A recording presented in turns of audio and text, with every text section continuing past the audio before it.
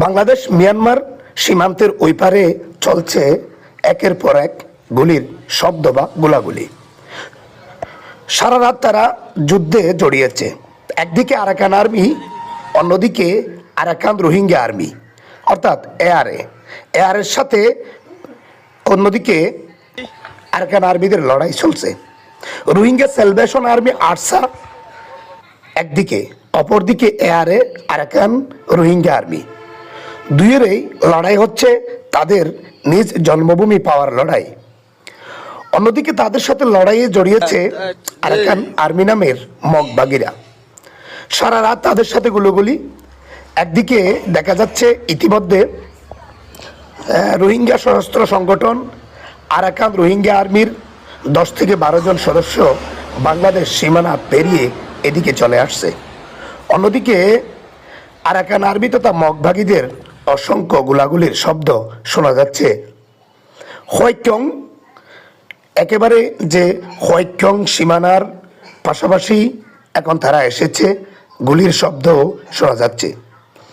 স্থানীয়রা ভোর সকাল থেকে আতঙ্কে পড়েছে। ফজরের নামাজের আগ পরে থেকে মানুষের আতঙ্ক, সবাই ঘুম থেকে জেগে উঠে রাস্তায় চলে এসেছে। এদিকে গুলির শব্দ ছাড়া কিছু নেই এখানে, সবদিকে শুধু গুলির শব্দ, AK-47-এর আওয়াজ, অন্যদিকে রকেট লঞ্চারের শব্দ। সব মিলিয়ে স্থানীয়রা আতঙ্কিত হয়ে পড়েছে।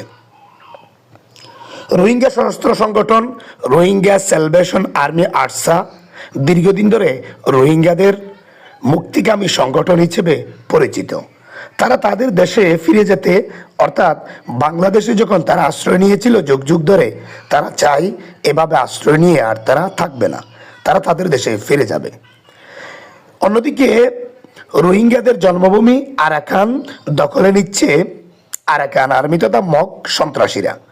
মগ সশস্ত্র সংগঠনগুলো রোহিঙ্গারা বাংলাদেশে চলে আসার পর রোহিঙ্গাদের সেই জন্মভূমি স্থানগুলো আস্তে আস্তে দখলে নিয়েছে আরাকান আর্মি।